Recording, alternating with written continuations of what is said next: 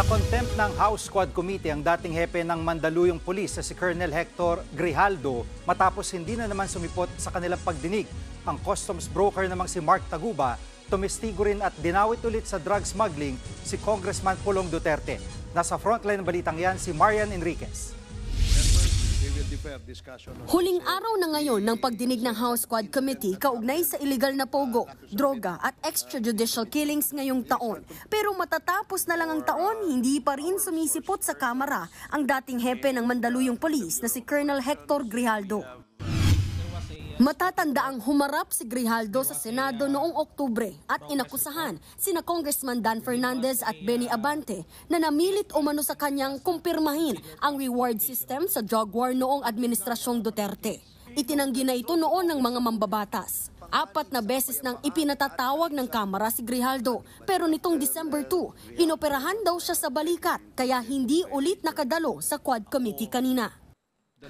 Sumusobra na siya. I'm sorry but I really believe it's high time that with the indulgence of all the chairmen that I move to cite Colonel Hector Grijaldo in contempt.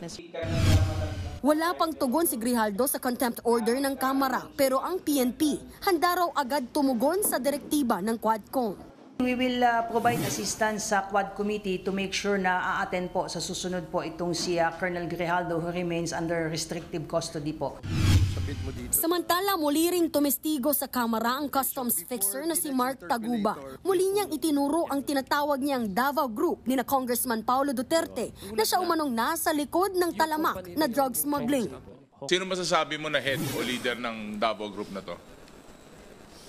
Well, tingin ko po si Paulo Duterte po.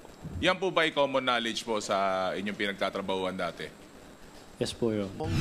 Hindi lang daw illegal na droga ang ini-smuggle ng Davao Group. Ayon kay dating Customs Intel Officer Jimmy Guban, talamak din ang smuggling ng agricultural products, lalo na ang bigas. Hindi ho kontrolado ng custom officials ang Bureau of Customs. It's the Davao Group that was controlling during that time. Wala pang tugon si Congressman Duterte sa mga isiniwalat laban sa kanya.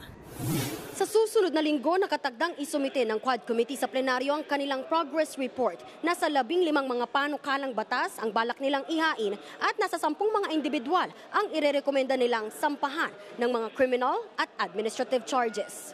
Nagbabalita mula sa Frontline, Marian Enriquez, News 5. Mga kapatid, Jiggy Manikad po, iba na ang may alam at may pakialam sa panahon ngayon. Para sa konkreto, kumpleto at komprehensibong balitaan sa Frontline, mag-follow at mag-subscribe sa social media pages ng News 5.